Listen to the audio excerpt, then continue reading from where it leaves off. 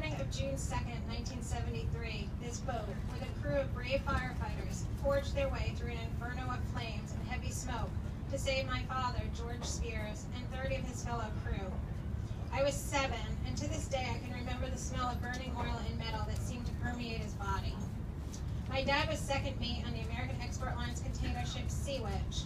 He was asleep at the time of the collision, roughly about 12:40 a.m. His ship had left Howland Hook on Staten Island for a routine sail when it lost its steering as it was being piloted out of the harbor.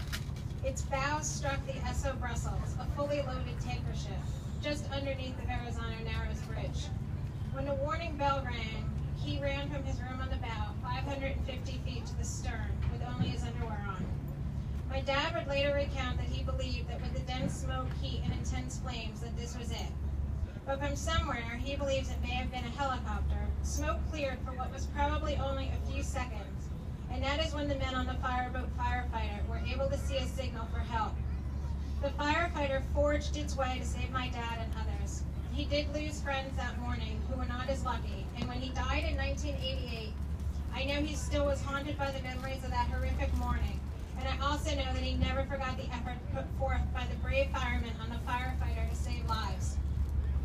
One of those brave firemen was Matthew Fitzsimmons. He was the pilot of the Firefighter during the rescue.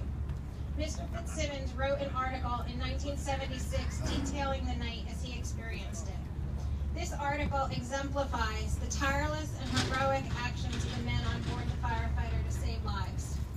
I recently found Mr. Fitzsimmons' son, also Matthew, who informed me that his dad had received a high-level seamanship award from the U.S. government for his efforts put forth during the rescue of the 31 men from the Sea Witch, a very well-deserved award. Mr. Fitzsimmons believed that the city's fireboats are like the faithful servants mentioned in the Gospels, always ready to perform their duties when needed. For 72 years, this fireboat was always ready. Now I'd like to read a few pieces out of the article exactly as it was written by Mr. Fitzsimmons. In the pilot house, navigation commanded my full attention. Close up, I saw how bad the fire was. Flames engulfed an oil tanker, S.O. Brussels, which wallowed in a slick of burning oil. Even behind the glass windows of the pilot house, I felt the heat, and I knew it must be glowing hotly on the faces of the rubber-suited firemen on the decks. Fireballs mushroomed up everywhere in that hellish scene. As the blazing ship drifted under the Verrazano Bridge, flames scorched the bottom of the center span. The fire was nearly 10 stories high. Carefully, I nursed the Firefighter around the stern of the S.O. Brussels while our crew darkened the flames with a spray of several tons of water. Then, as we swung past the edge of the tanker, my eyes widened at the sight before me. Up to now, I figured that the fire involved only one ship. Now I discovered the blaze resulted from a collision, not just an explosion. Before me floated the blackened hull of another vessel, the container ship Sea Witch. Its bow thrust into the S.O. Brussels midship like a huge dagger. Burning oil flowing from the hole in the tanker's side had spread the blaze to both ships. Tugboats already at the scene had plucked survivors off the S.O. Brussels from lifeboats in the water. But flames had swept back from the bow of Sea Witch so rapidly that its crew did not have a chance to lower away. God rest their souls, I said to myself. Then a fireman yelled from the deck above the pilot house. Through the smoke and flames, he had spotted a flashlight beam, signaling desperately for help.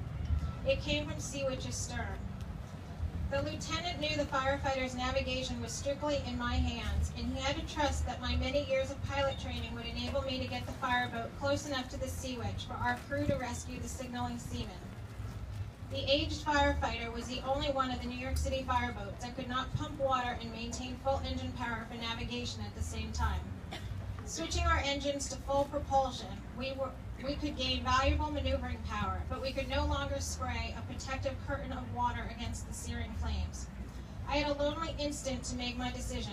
Could I live with myself if a mistake I made in the next few minutes cost a human life?